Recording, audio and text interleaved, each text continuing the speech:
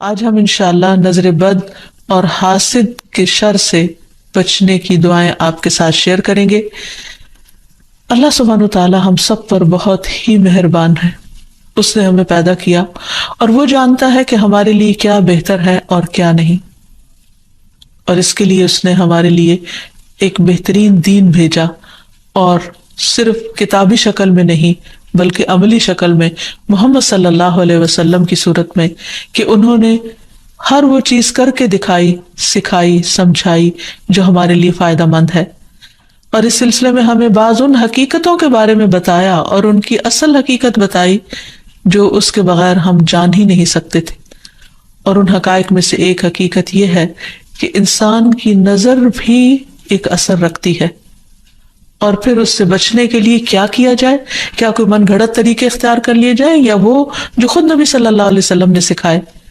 کیونکہ اگر ہم وہ طریقے اختیار کریں گے جو رسول اللہ صلی اللہ علیہ وسلم نے خود اختیار کیے یا اختیار کرنے کا حکم دیا، تو اس میں ہمارے لیے بھلا ہی بھلا ہے، فائدہ ہی فائدہ ہے، کیونکہ وہ موسٹ اوتھینٹک چیزیں ہیں، موسٹ ایکوریٹ چیزیں ہیں، کیونکہ اس کا سورس وحی الہی ہے، اور باقی چیزیں انسانوں کا علم ہے، کہاں انسانوں کی عقل یا تجربات اور مشاہدات، اور کہاں اللہ رب العزت کی بھیجی ہوئی تعلیم۔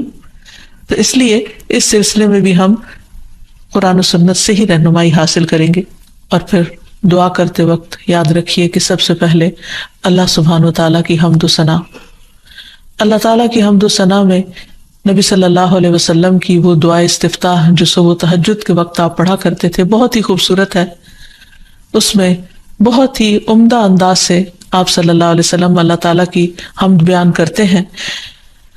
الفاظ ہیں کچھ یوں: اللہم لک الحمد انت قیم السماوات والارض ومن فیہن، ولک الحمد لک ملک السماوات والارض ومن فیہن، ولک الحمد انت نور السماوات والارض، ولک الحمد انت الحق ووعدک الحق ولقاؤک حق وقولک حق والجنة حق والنار حق والنبیون حق ومحمد صلی اللہ علیہ وسلم حق والساعة حق۔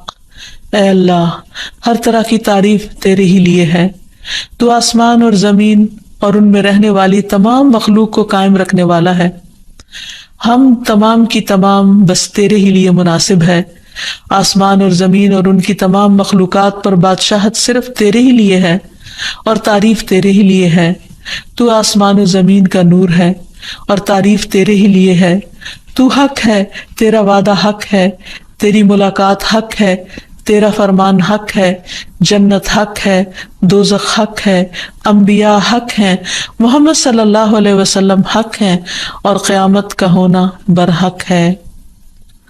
اور پھر اللہ تعالیٰ کی حمد و ثنا کے بعد درود شریف کا پڑھنا دعاؤں کی قبولیت کا ذریعہ بنتا ہے۔ تو اس لیے جب بھی اللہ تعالیٰ کو پکاریں، اللہ تعالیٰ سے قبولیت کا یقین رکھتے ہوئے اس کو پکاریں، اور خصوصاً زندگی میں پیش آنے والی ان مشکلات کو جن کا سبب معلوم ہو، اور ان مشکلات میں بھی جن کا ہمیں سبب معلوم نہیں، ان سب کو دور کرنے کے لیے اللہ تعالیٰ کی مدد لیں۔ جہاں تک نظر بد کی حقیقت کا تعلق ہے تو اس کے بارے میں نبی صلی اللہ علیہ وسلم نے ہمیں بتایا ہے۔ آپ نے فرمایا العین حق، کہ نظر لگنا برحق ہے، یعنی انسانی نظر کے اندر ایسی ریز ہوتی ہیں، ایسی تاثیر ہوتی ہے جو دوسرے کے اوپر جا کر اثر انداز ہوتی ہے اور اس کو نقصان پہنچا سکتی ہے، لیکن یہ ہوتا ہے اللہ کے اذن سے، اللہ کے حکم سے۔ اللہ تعالیٰ جس چیز میں چاہے خیر رکھ دے، جس چیز میں چاہے تکلیف کا عنصر رکھ دے، اور اس کے ہر فیصلے میں خیر و بھلائی ہی ہے۔ جو کچھ ہوتا ہے وہ اسی کے حکم سے ہوتا ہے۔ مثلاً ہم دیکھتے ہیں کہ یعقوب علیہ السلام کے بیٹے جب مصر میں سب جا رہے تھے تو انہوں نے خاص طور پر ان کو تلقین کی تھی کہ تم ایک دروازے سے داخل نہیں ہونا، اور اس کی وجہ یہی تھی کہ ان کو ڈر تھا کہ کہیں یہ سارے نوجوان اکٹھے جب مل کر داخل ہوں گے تو دیکھنے والوں کی نظر کا شکار نہ ہو جائیں۔ تو انہوں نے کہا وَمَا أُغْنِيَ عَنْكُمْ مِنَ اللَّهِ مِنْ شَيْءٍ إِنِ الْحُكْمُ إِلَّا لِلَّهِ عَلَيْهِ تَوَكَّلْتُ وَعَلَيْهِ فَلْيَتَوَكَّلِ الْمُتَوَكِّلُونَ۔ تو انہوں نے کہا کہ میں تمہیں یہ ترکیب بھی بتا سکتا ہوں، لیکن میں تم سے اللہ کی طرف سے آنے والی کوئی چیز ہٹا نہیں سکتا، یعنی اگر پھر بھی اللہ کا حکم تم پر نافذ ہونا ہوا، کوئی نقصان پہنچنا ہوا، تو پھر میں کچھ نہیں کر سکتا. حالانکہ وہ اللہ کے پیغمبر تھے. حکم اللہ کے سوا کسی کا نہیں، اسی پر میں نے بھروسہ کیا اور اسی پر لازم ہے کہ سب بھروسہ کرنے والے بھروسہ کریں. پھر اسی طرح ایک اور روایت میں جو حضرت ابو ذر سے مروی ہے، ہمیں پتہ چلتا ہے رسول اللہ صلی اللہ علیہ وسلم نے فرمایا ہے کہ بے شک نظر بد آدمی کو اللہ کے حکم سے دیوانہ کر دیتی ہے. یعنی بہت سے ذہنی امراض یا نفسیاتی امراض یا ڈپریشن کی وجہ نظر بد بھی ہو سکتی ہے. نظر بد کے بعض اوقات فزیکل اثرات بھی ہوتے ہیں، یعنی جسمانی اثرات بھی ہوتے ہیں. مثلاً ایک روایت میں آتا ہے کہ ام سلمہ رضی اللہ تعالیٰ عنہ کہتی ہیں کہ نبی صلی اللہ علیہ وسلم نے ان کے گھر میں ایک لڑکی دیکھی جس کے چہرے پر نظر بد کی وجہ سے کالے دھبے پڑ گئے تھے، چہرے کا رنگ خراب ہو چکا تھا. تو نبی صلی اللہ علیہ وسلم نے فرمایا کہ اس پر دم کرو کیونکہ اس سے نظر بد لگ گئی ہے. تو اس سے بھی پتہ چلتا ہے کہ نظر بد جسمانی بیماریوں یا جسمانی حالت میں تغییر کا سبب بھی ہو سکتی ہے.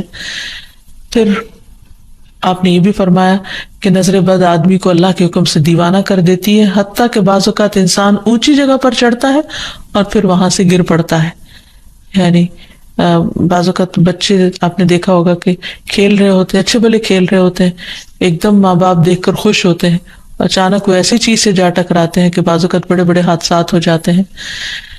تو ایسی صورت میں جب بھی انسان کسی چیز کو دیکھے جس پر دل خوش ہونے لگے تو فوراً ماشاء اللہ پڑھے، اللہ کا ذکر کرے، تو پھر نظر کے برے اثرات سے محفوظ رہا جا سکتا ہے. پھر اسی طرح بعض اوقات بچے بلا وجہ رونا شروع کر دیتے ہیں اور چپ ہی نہیں ہوتے، تو اس میں بھی نظر بد کا اثر ہوتا ہے. حضرت عائشہ کہتی ہیں کہ ایک مرتبہ نبی صلی اللہ علیہ وسلم تشریف لائے تو ایک بچے کے رونے کی آواز سنی. آپ نے فرمایا کہ یہ بچہ کیوں رو رہا ہے، تم اس کی نظر کیوں نہیں اتارتے، یعنی اس پر ایسے اذکار پڑھے جائیں کہ جس کی وجہ سے اس کی یہ تکلیف دور ہو جائے. پھر اسی طرح بچوں کا کمزور ہونا، ان کی صحت درست نہ ہونا. آپ صلی اللہ علیہ وسلم نے حضرت اسماء بنت امیس سے کہا، کیا بات ہے کہ میں اپنے بھائی جعفر کے بیٹوں کے جسموں کو دبلا پتلا دیکھ رہا ہوں، یعنی ان کی صحت اچھی نہیں ہے، کیا انہیں فقر و فاقہ رہتا ہے، یعنی کھانے کو کچھ نہیں ملتا؟ انہوں نے عرض کیا، نہیں، بلکہ انہیں بہت جلد نظر لگ جاتی ہے. آپ نے فرمایا انہیں دم کرو. انہوں نے آپ کے سامنے چند کلمات پیش کیے تو آپ نے فرمایا انہیں دم کرو، یعنی ان کلمات کے ساتھ دم کرو. وہ کلمات انشاءاللہ آگے بتائے جائیں گے. پھر اسی طرح بعض اوقات نظر بد کی وجہ سے جان بھی خطرے میں پڑ جاتی ہے یا انسان شدید بیمار ہو جاتا ہے.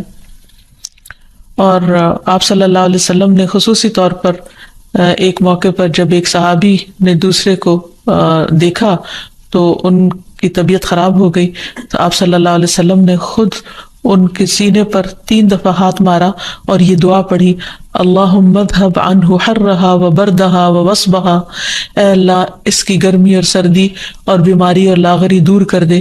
پھر کھڑے ہوئے اور فرمایا، جب کسی کو اپنے بھائی کا وجود یا کوئی مال پسند آئے، یعنی کوئی چیز اٹریکٹ کرے، تو اس کے لیے برکت کی دعا کرے، کیونکہ نظر لگ جانا برحق ہے. تو اس حدیث سے بھی پتہ چلتا، اور یہ سلسلہ صحیح حدیث ہے، اور جن کو نظر لگی تھی وہ حضرت سہل تھے، اور یہ تفصیلی روایت ہمیں حدیث کی کتاب سے مل جاتی ہے. پھر اسی طرح نظر کی وجہ سے بعض اوقات موت تک واقع ہو جاتی ہے. آپ صلی اللہ علیہ وسلم نے فرمایا کہ اللہ کی قضاء و قدر کے بعد نظر بد ہی میری امت کے اکثر لوگوں کی موت کا سبب بن جاتی ہے. اچانک پھر کوئی ایسی بیماری آ جاتی کہ انسان کی زندگی کے خاتمے کا ذریعہ بن جاتی. پھر اسی طرح یہ ہے کہ انسان دم کرے. حضرت انس کہتے ہیں کہ رسول اللہ صلی اللہ علیہ وسلم نے نظر بد، ڈنک اور نملہ کی بیماری کے لیے دم کی اجازت دی ہے. نملہ کی بیماری میں پسلی دانوں سے بھر جاتی ہے. پھر حضرت عائشہ فرماتی ہے کہ رسول اللہ صلی اللہ علیہ وسلم نے مجھے حکم دیا کہ نظر بد لگ جانے پر دم کیا جائے. پھر اسی طرح بخار، پہلو کے پھوڑے اور نظر بد میں دم کی اجازت دی گئی ہے. خصوصی طور پر چھوٹے بچوں کو دم کرتے رہنا چاہیے، اور جتنی بھی مائیں ہیں وہ ان کی تعلیم و تربیت کے حصے میں یہ بات شامل ہونی چاہیے کہ وہ چھوٹے بچوں کو صبح و شام کی دعائیں پڑھ کر یا اللہ تعالیٰ کا ذکر کر کے دم کرتی رہیں، خصوصاً نظر بد کی دعا.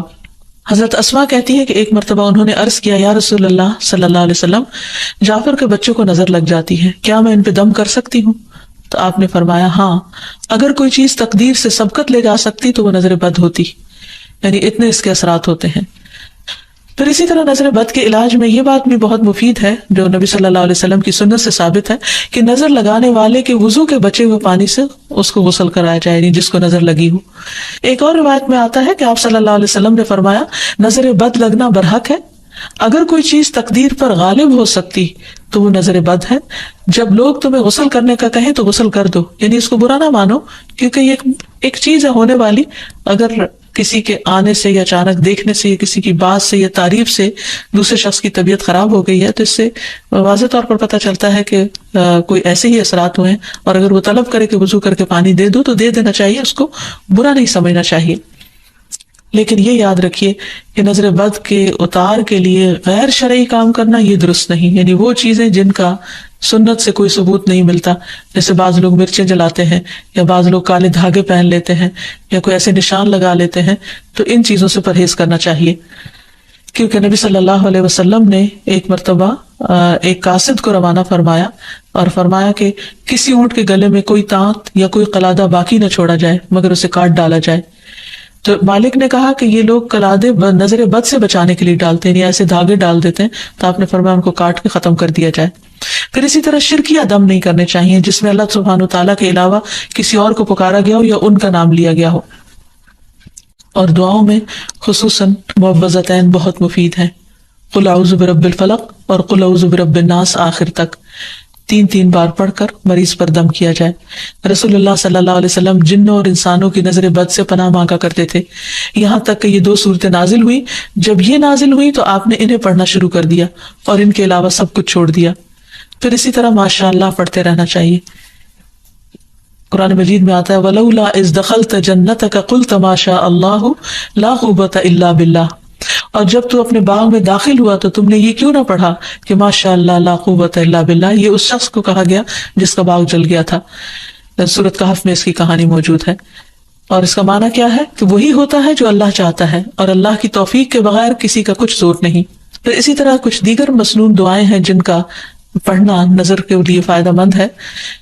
ابن عباس کہتے ہیں کہ نبی صلی اللہ علیہ وسلم حضرت حسن اور حسین کے لیے پناہ طلب کیا کرتے تھے اور فرماتے تھے کہ تمہارے دادا ابراہیم علیہ السلام بھی ان کلمات کے ذریعے اسماعیل اور اسحاق علیہم السلام کے لیے اللہ کی پناہ مانگا کرتے تھے.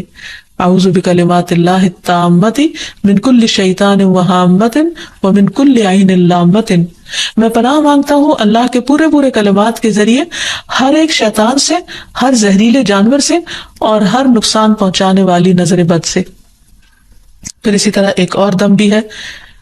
حضرت عائشہ کہتی ہے کہ میں رسول اللہ صلی اللہ علیہ وسلم پر نظر بد سے حفاظت کے لیے دم کیا کرتی تھی, یعنی وہ خود کرتی تھی, اور وہ اس طرح کہ میں اپنا ہاتھ ان کے سینے پر رکھتی اور یہ دعا پڑھتی امسح البأس رب الناس بیدک الشفاء لا کاشف لہ الا انت, اے لوگوں کے رب اس تکلیف کو دور فرما دے, شفا تیرے ہاتھ میں ہے اور تیرے علاوہ کہیں اور سے شفا نہیں مل سکتی. اسی طرح حاسد کا حسد بھی نقصان دیتا ہے, جس سے بچنے کے لیے اللہ سبحانہ وتعالیٰ نے قل اعوذ برب الفلق اتاری, جس کے آخر میں آتا ہے ومن شر حاسد اذا حسد, کہ حاسد کے حسد سے بچنے کے لیے اللہ تو مجھے اپنی پناہ میں رکھ. اور حسد کہتے ہیں کسی انسان کو ملنے والی نعمت کے ختم ہونے کی تمنا کرنا, خواہ خود کو حاصل کرنے کا شوق ہو یا نہ ہو, یا تمنا ہو یا نہ ہو, تو اس سے منع کیا گیا ہے, اس کی حرمت بیان کی گئی ہے. نبی صلی اللہ علیہ وسلم نے فرمایا آپس میں حسد نہ کرو, آپس میں بغض نہ رکھو, قطع رحمی نہ کرو, اللہ کے بندوں بھائی بن جاؤ. اور یہ ایمان کے منافی صفت ہے کہ کسی بندے کے دل میں ایمان اور حسد اکٹھے نہیں ہو سکتے. پھر یہ دین کو مونڈ دینے والی صفت ہے. پھر اسی طرح یہ ہے کہ لوگوں کی خیر خواہی اسی میں ہے کہ وہ ایک دوسرے سے حسد نہ کریں. آپ نے فرمایا لوگ اس وقت تک خیر پر رہیں گے, بھلائی ہوگی ان کی, جب تک کہ وہ حسد نہیں کریں گے. پھر اسی طرح یہ ہے کہ ایسا شخص اللہ تعالیٰ کا محبوب ہے جس کے دل میں کسی کے لیے کوئی حسد نہ ہو.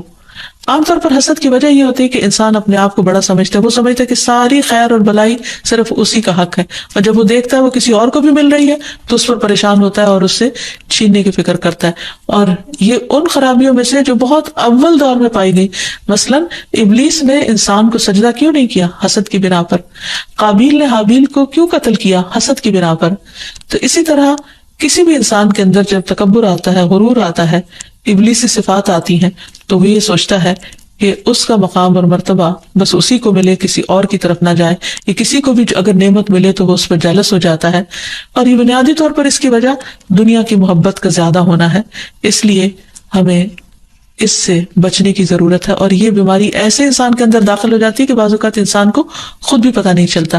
تو اس لیے اللہ سبحانہ و تعالیٰ سے دعا کرتے رہنا چاہیے، اور اس معاملے میں انسان کو اللہ پر بھروسہ بھی کرنا چاہیے، اور پھر اللہ تعالیٰ کی پناہ مانگنی چاہیے کہ اللہ تعالیٰ اپنی حفاظت میں رکھے. کیونکہ اللہ تعالیٰ فرماتے ہیں میرا محبوب بندہ اگر مجھ سے مانگتا ہے تو میں اسے دیتا ہوں، اور اگر وہ کسی دشمن یا شیطان سے میری پناہ مانگتا ہے تو میں اسے محفوظ رکھتا ہوں. پھر اسی طرح یہ ہے کہ حاسدوں سے نعمت کو چھپانے کی کوشش کرنا چاہیے. جب انسان کو یہ پتا ہو کہ کوئی شخص ایسا ہے جو اس کی نعمت پر خوش نہیں ہوتا تو ان کے سامنے پھر اس کا اظہار نہیں کرنا چاہیے. ابو ہریرہ کہتے ہیں کہ رسول اللہ صلی اللہ علیہ وسلم نے فرمایا تم اپنی ضرورتوں کو پورا کرنے کے لیے ان کو رازداری میں رکھ کر مدد حاصل کرو، بے شک ہر صاحب نعمت حسد کیا جاتا ہے. پھر اسی طرح یہ کہ انسان کو حسد سے بچنے کے لیے اللہ تعالیٰ سے دعا کرتے رہنا چاہیے، کیونکہ ہر ایک کی پیشانی کے بال اللہ کے ہاتھ میں ہے، اور جب اللہ نہ چاہے تو کوئی کسی کو کچھ بھی نقصان نہیں دے سکتا، کچھ بھی بگاڑ نہیں سکتا. تو اللہ تعالیٰ پر بھروسہ کرتے ہوئے خصوصی طور پر معوذتین کا ورد کرتے رہنا چاہیے. صبح شام 3 بار پڑھنا چاہیے، نمازوں کے بعد اس کو پڑھنا چاہیے. اور پھر ایک دعا اور بھی ہے کہ جبریل علیہ السلام نبی صلی اللہ علیہ وسلم کی عیادت کے لیے ایک مرتبہ حاضر ہوئے تو آپ کانپ رہے تھے. آپ نے ان کو ان الفاظ میں دم فرمایا، بسم اللہ ارقیک من کل شیء یؤذیک من حسد حاسد وکل عین واسم اللہ یشفیک. اللہ کے نام سے میں تم پر ہر اس چیز کے شر سے بچاؤ کا دم کرتا ہوں جو تمہیں اذیت پہنچائے، ہر حاسد کے حسد سے اور ہر نظر بد سے. اللہ کے نام سے اللہ تمہیں شفا عطا فرمائے. تو اس سے یہ پتہ چلتا ہے کہ جبریل علیہ السلام نبی صلی اللہ علیہ وسلم پر دم کرتے تھے، تو ہمیں بھی مریض پر، بے چین شخص پر، اضطراب کے شکار شخص پر دم کرنا چاہیے.